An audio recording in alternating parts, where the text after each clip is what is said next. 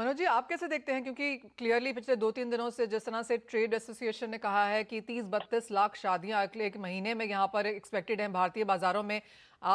जिस तरह से सोने के भाव यहाँ पर बढ़े हैं, क्या उम्मीद है, क्या खरीदारी में कुछ कमी आएगी? मनीषा जी, लास्ट 6 महीने से तो ओवरऑल डिमांड में कमी ही है इंडियन मार्केट में। लेकिन फॉर्चुनेटली जो धनतेरस है वो काफी आउट परफॉर्म हुआ 2 दिन होने की वजह से, और बहुत ही अच्छा रहा धनतेरस। लेकिन पोस्ट दिवाली वापस काफी सुस्ती सा माहौल चल रहा था, लेकिन पिछले 2-3 दिनों से वापस शादी वाले ग्राहक ने एंट्री मारी है, और वो थोड़ी बहुत खरीदारी भी स्टार्ट हुई है। लेकिन तकलीफ वहाँ है कि जो बड़े ग्राहक होते हैं जिनका बड़ी ज्वेलरी खरीदते हैं, उस तरह के ग्राहक अभी भी बाजार में लौटे नहीं हैं। तो कहीं ना कहीं तो कंसर्न तो बना ही हुआ है। और मुझे लगता है लेकिन कि जिस हिसाब से शादियां हैं, सब कुछ हैं, तो लास्ट में 1-2 महीने अच्छी खरीदारी बनेगी। लेकिन जब आप पिछले साल से कंपेयर करेंगे ओवरऑल तो मुझे डाउन ही दिखता है। चिराग, आपका क्या व्यू है, क्या लगता है मांग को लेकर? देखिए, हम तो मार्जिनली हायर नंबर लेके चल रहे हैं कि हमारा मानना है कि लास्ट ईयर के कंपैरिजन में कैलेंडर ईयर शायद ईयर ऑन ईयर ऊपर रह सकता है। गोल्ड के मामले में अराउंड 5 to 10% डिमांड में ग्रोथ हो सकती है।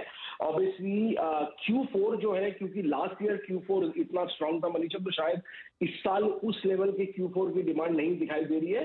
हावेवर जो सिल्वर है, सिल्वर की डिमांड लास्ट ईयर के कंपैरिजन में करीबन 100 to 150% हायर है।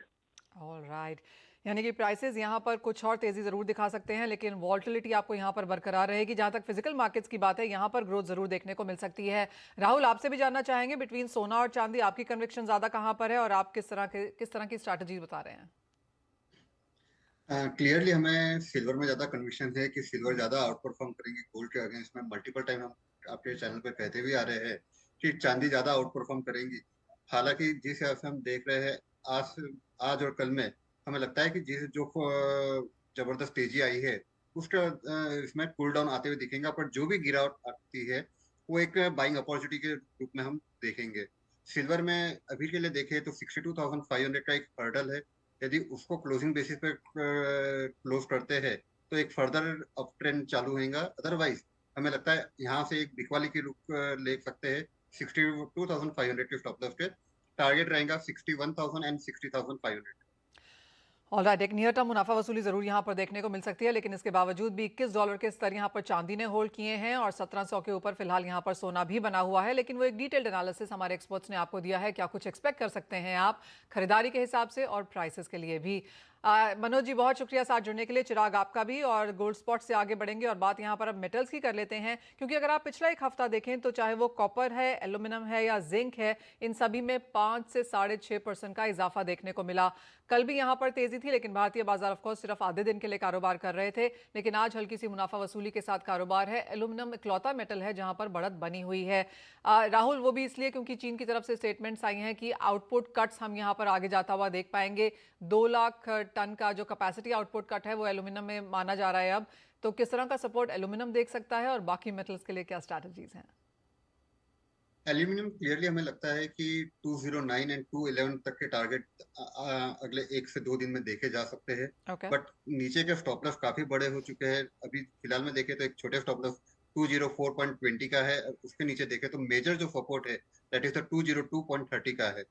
बट ओवरऑल हमें देखें तो कॉपर में सॉरी एल्यूमिनियम में हमें बाइंग अपॉर्चुनिटी लगती है with for the target of 211 के लिए।